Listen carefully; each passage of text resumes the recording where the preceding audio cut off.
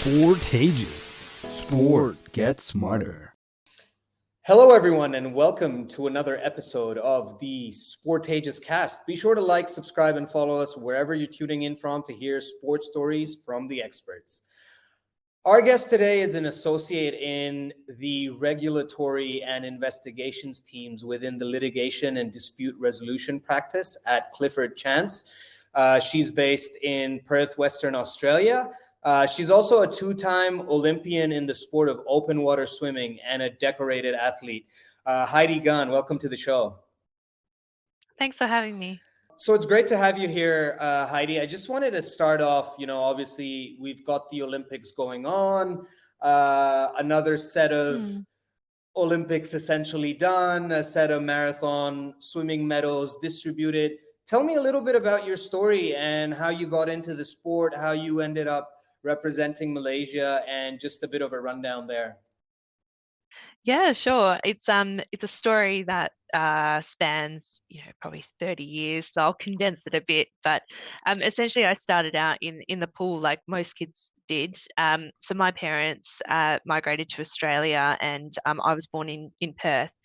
And being from Malaysia, they actually don't know how to swim and have never really tried to swim other than playing around in the lakes and rivers in Malaysia. So they came to an island and were quite concerned that their child might not be able to swim in the very scary oceans and beaches and other big bodies of water that we have in Australia. So they put me into swimming lessons, and the way my mother tells the story is that I was just very good. And my dad tells the story and says I was very competitive. So putting those two things together, I was probably too stubborn to quit, and I was moderately okay at swimming. So I ended up doing swimming lessons, winning school carnivals, going through that whole school sports career that most athletes really do go through, and ended up in, I guess, in a club, a really good club, swimming at the state level. And then I started winning state levels for swimming, always in the pool still. And then I started competing at the national level. And I was 14 at my first nationals, and made my first Australian junior team, actually. So that was in the 200 freestyle. And at that time, there wasn't open water swimming as an Olympic sport, but open water swimming is a very old sport, so it certainly existed for quite some time. And look, basically, I got a tap on the shoulder from someone in Malaysia who contacted me through my parents, through my auntie, through a cousin, and that typical kind of situation, and said, we've seen Heidi's swimming results from Malaysia. We think there's a good opportunity for her to race for Malaysia if she wants to represent our country. And basically, what do you think? So at that point, I was making a junior Australian team, top 6 in my age group in Australia, but thought I'd take a chance on getting my foot into an international stage straight away. And I represented Malaysia at the Commonwealth Youth Games a couple months later, and that was my first international. And yeah, it was fantastic. I mean, in that event, there were Australians there who I swam with, who I trained with, who I lived with, and they went on to represent Australia in the Olympics, and I went on to represent Malaysia in the Olympics. So it's a nice journey, I guess, in collegiality, in a sense, that swimmers from all around the world in different sports, people, it's not uncommon to them as well, really come together from different backgrounds and still race in the same sport and compete at the same competitions. And that's how I ended up starting to swim for Malaysia. I mean, the condensed view in terms of open water was that I always did surf lifesaving in Australia, probably from about 18. So we live in Perth, and the beaches are beautiful, and every beach in Australia is just stunning, and it made sense to do surf lifesaving. So I competed for a surf club with my swimming background, and open water swimming became a Olympic sport in 2008. And around that time, I was doing 2K swims or 5K swims in the ocean. A lot of the surf clubs do it, and it was a fun thing to do over summer. But I loved swimming in the waves, and I loved being out in the ocean. And it basically got to a stage where I was feeling a bit stagnant in my pool career, and doing the 200 free for me and the 400, and did 100 or the 800 or whatever it was. It just wasn't as fulfilling for me anymore. And I'd already been to quite a few international competitions by this stage. And yeah, the open water swimming event came up. My coach said, "You're already doing open water. Why don't you have a go? We just have to change your training to be longer or do this and do that. But you've got the base. You've been swimming for 20 years. You've got the aerobic capacity." And I did my first 10K in Perth, Cottesloe Beach, I think it was from memory, and just absolutely hated it. And my cap came off, my hair was everywhere. I was being stung by jellyfish, and I just absolutely had the worst time. And then I guess going back to that stubbornness that got me through my level 1 swimming lessons at the age of 5, I thought I'd have another go. And long story short, it became an opportunity for me to race at the Olympic qualifier. And I'd only been doing open water swimming for a couple of years by this stage, even though I'd done it for quite some time before. I'd only really focused on it for a few years. And I just thought, I'll just go and see how it goes. There's, no pressure. I'm not going to qualify. And I did qualify, and that was for the London Olympic Games. And then fast forward 4 years and slightly different story, but yeah, again, managed to qualify for Rio, my second Olympic Games. So that was something really, really special. And by Rio, I knew that was what I wanted to do. But certainly in London, I always wanted to go, but I didn't think I would qualify. And then to qualify and be thrusted into the Olympic spotlight 2 months after the qualification was a real eye-opening Yep. and life-changing experience. Yeah, wow. I can't imagine how awesome that obviously would have been. And I do want to talk a bit more about, the Olympics and when you were there, and obviously the Olympics that we're having now. Yeah. But before that, you talked about how your parents had never swam, and I come from an immigrant background as well. Migrated here. My parents migrated here when I was a kid, and I've lived between Australia and other countries growing up. But when I was a kid, I really liked skateboarding, and my parents were terrified of me getting on a little, getting on a board with essentially really Yeah. weak wheels and just going onto the tarmac of the road and getting injured. So obviously, your parents were supportive in that, they got you into the pool and got you lessons and everything there. But the pool and the ocean is a different ball game. And, you said jellyfish and all of that, your first experience. What Yeah. was there ever any sort of challenge there? Because, there is this cliche around immigrant parents obviously being concerned about their children and being worried about them taking any sort of risks that are a bit outside the domain of, regularness or whatever, so it may be called in those terms. Was there ever Yeah. any sort of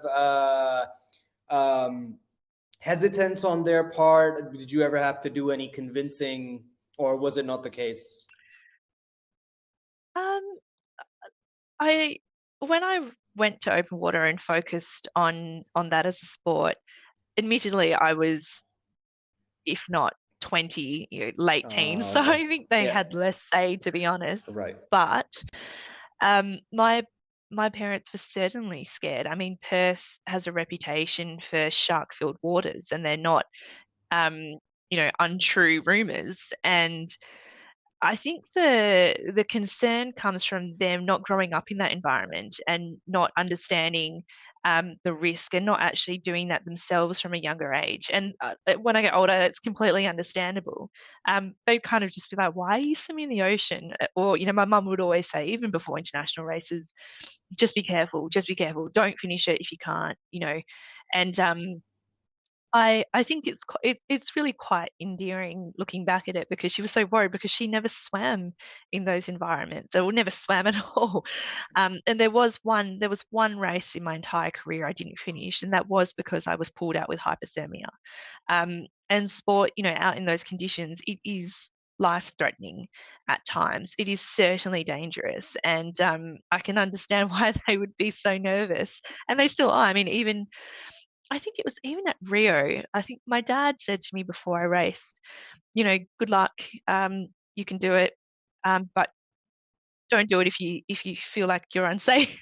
Even at that level, I'm still getting that kind of I guess hesitation from my parents. So look, it might be a cliche. I can understand why it would play out in more circumstances than just my parents. It's been a familiar story that I've heard from children of other immigrant parents. So yeah, I think it's quite funny in hindsight, but it's certainly there, and it is that concern was still there when I was late 20s competing at the Olympic Games at the top of my sport. Ah, well, immigrant parents, right? The concern never goes away. Yeah, that's right. That's Yeah, right. can definitely relate on my part as well. But Heidi, coming back to the Olympics, you talk about some of the additional challenges that come with a sport like open water swimming, the risk. You talked about hypothermia. Um, you're essentially in a life or death sort of situation in certain circumstances, and that's perfectly valid. But at the same time, there is that adrenaline and there is that passion that you have for the sport that keeps you going. But coming to, I guess, a little bit, you have to be at your peak physical fitness. But when we talk about the mental side of sports and sort of what Mm. you're going through mentally, how do you prepare yourself on that front when you're embarking on what I, as a very, very mediocre swimmer, would call a journey? Yeah. Look, my mental preparation changed over the years, and I guess that's expected given my Olympic career spanned 8 years, so to speak. And I competed for another year after the Rio Olympics, and I was competing long before the London Olympics. And for me, the main mind shift, as I kind of touched on before, was changing from a "I'm lucky to be here" athlete to a "I wanted this and I worked really hard for this, and this is what I'm going to get out of it" athlete. And also in that time period, I went from a university student to a full-time lawyer. So by the time I went to the Rio Olympic Games, I was working full-time as a lawyer. So I guess my external stresses and commitments were definitely different in that time period. Um, but for me, my personality is such that I'm quite um, a stress carrier, and I would get quite obsessed about, I guess, achieving a certain result and succeeding essentially. And maybe that was from having immigrant parents. I'm not I'm not really sure, but it's got a lot to do with my personality, and I really worked hard with a sports psychologist to control that thought process. And for me, it became focusing on the process and not the outcome, because I would get so concerned with, what if I lost? What if I it didn't qualify? That'd be 4 years of training down the gurgler. What if I just massively stuff up? Or what if? And what it came down to was I was focusing too much on an outcome and just not enjoying the journey and the process, and what we say in sport, controlling the controllables. And that's something now I continue to apply in my everyday life. But it was something that didn't come naturally to me. And in my years of sport, it became quite clear that it came quite naturally to other people, but not me. And so I had to learn to um, be okay with not controlling everything, be okay with spontaneity. And in my sport, that's exactly what my sport is about.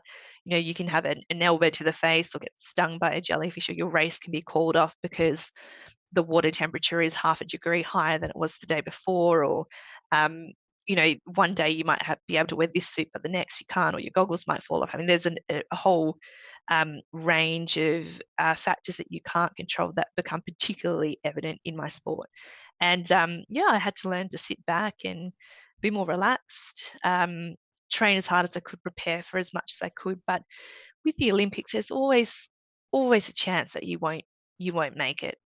And even if you do make it, there's always a chance you won't make it to the start line. And even then, there's always a chance you won't finish. And that's sport. And that's something I had to work really hard on mentally to be okay with. And then when I took that pressure off myself, I started to enjoy my sport more. And um, I guess really enjoyed the journey more than I would have, particularly leading up to my first games. Yeah, look, I think that's it's so integral, and often that's one of the things that we notice as well with working at Sportageous and talking to athletes, is that when you think about, fans and viewers and the audience, they don't know about everything that goes on behind the scenes or all the work Mm, mm. that you have to put in. And I think, it's absolutely incredible to be able to do that. But on top of that, since we've been talking about the immigrant hustle, you're also a lawyer, as I mentioned earlier, and you mentioned as well, and you said that you were a full-time working lawyer when you went to Rio. Yeah, Um, was this something you always wanted to do? How did you sort of take yeah. take both challenges on, and what was it like juggling it? Because I always find that fascinating, to Mm. be able to stick to, your training and your swimming and being able to manage all of that, but then the stresses of work and sort of building, like, your time management must be great. I will say that, because mine isn't. Look, it had to be, and I think back now, maybe that's why my parents were okay with me doing open water swimming, because I Yeah. was studying to be a lawyer at the same time. Um, it was intense, and I look back now and I think it was quite incredible how I was able to fit so much in. And so, to give you an idea, my day would start at 4:30 when I'd wake up in the morning. I would have my bags packed for work that whole day. I'd go training from 5:30 to 7:30 in the morning, so we usually swim between 8 and 10K a session. Um, I would then catch the bus into the city from the pool, straight into my office at an 8:30 work start, work really hard to get everything in by 4 o'clock in the afternoon, and I had to leave the office at 4, because if I left a minute late, I'd miss my bus and I'd miss the start of training. So it was time to perfection, which made it very, very stressful if I had, a client call at 3:50 or an email come through. And then I train again for 2 hours, sometimes more at night, do another 10K, go home. When I was at uni, I'd study at night.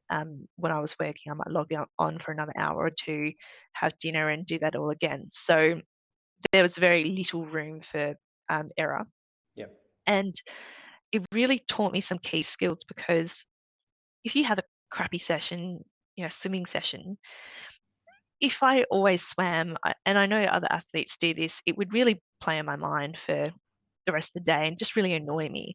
And what I learned that when I went into work, my clients who, I'm doing $1 million deals with or whatever, don't care that I had a bad training session in the morning, and I really had to just leave that behind and get on with my work life, and vice versa. If I had a crappy day at work, I couldn't take that into the pool, because in the pool I needed to focus on my physical ability and everything I needed to do to get to the Olympics. So I kept them quite separate to the extent I could. And look, I guess that's the reason why I decided to do that. And certainly after London, I thought maybe I should just be a full-time swimmer and focus on all my efforts on that. And I had some great discussions with my coach, who I'm very close with, and I was very close with at the time. And he said, "Nah, you just go crazy. Yeah, like just swimming all the time, you would really just go crazy." And it became again a thing about working with my personality, and I like to, I guess, try lots of different things, have lots of different things going at the same time, being engaged in a lot of activities. I mean, this was quite extreme, so I wouldn't recommend it for everyone. And I'm not sure if I did it again, whether I do it to this extent. I mean, the reality was, and like you said, a lot of people don't understand the reality of sport, but I was sick and injured a lot during this time.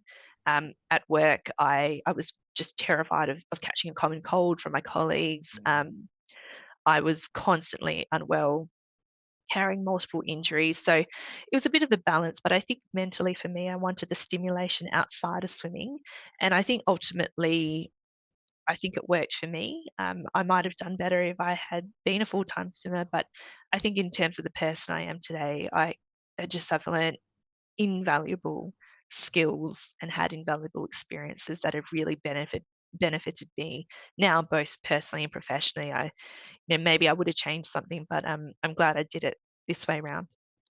Yeah, wow. And just for everyone watching and listening, be sure to go follow Heidi on her social media, which will be in the links in the descriptions below, wherever you're watching or listening. So be sure to do that. Heidi, before we wrap things up, and obviously Mm. with you managing both of these things and, recognizing obviously, uh, and rather raising awareness around the fact that this sort of thing, it's not easy to do. It's not easy to just be an athlete, let alone be an athlete and have another professional career simultaneously. But I'm sure that there were a lot of skills or that were transferable almost.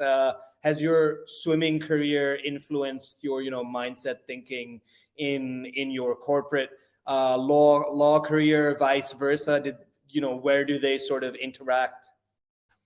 Yeah, it's really interesting because I started doing corporate law, so front end contracts and transactions and um, things of that nature, and I enjoyed it. I could do it. It was yeah, I really didn't mind it, but I thought I wanted to be a litigator, and I got to a point where I thought, well, why? And the reason is actually I started thinking about my sports history, and open water swimming is very strategic. Um, it is competitive. And I thought, well, I spent 20 years of my life in sport, or however many years, 25 years, and I've always had an opponent. And I guess it was that adversarial nature of sport that I really liked. And it actually helped influence my decision to move to litigation, which is relatively unusual to move practices once you've been practicing for a while. And what I realized was that I liked the strategy and the problem solving behind litigation. And I liked having an opponent. I liked winning. I liked being competitive. Um, and I liked problem solving and helping my clients work through their disputes. And I'm glad I moved to litigation for Yeah. that. And, in terms of, I still really enjoy the front end. So again, it was just a very quintessential Heidi in terms of trying as many things as I wanted and as I could before deciding what I liked the most. But look, I I like the law, and in terms of my skills, time management is just not even a question. You just had to have it to balance what I did. But what I found really valuable is that surprisingly, after I guess years of elite sports training and sports psychology work, was that I feel anyway that I am quite relaxed and can see quite clearly in situations of high stress, and I can work quite efficiently under stress. And I think stress is something that a lot of people don't want to deal with and struggle to deal with and perform under pressure because it's uncomfortable and it's not I guess our status quo. Whereas I spend 4, 5, 6 hours a day preparing to perform under pressure. And so when I'm in high pressure situations and there's deadlines or there's an adversarial opponent or there's a strategy session or there's just general stresses in my work life, I find that I'm actually very competent in dealing with that. And it really doesn't phase me because I can see the problem for what it is without getting subjectively too caught up in the emotion. And that's something I had to learn over years of elite sports training. I mean, naturally, I'm a very emotional, reactive person.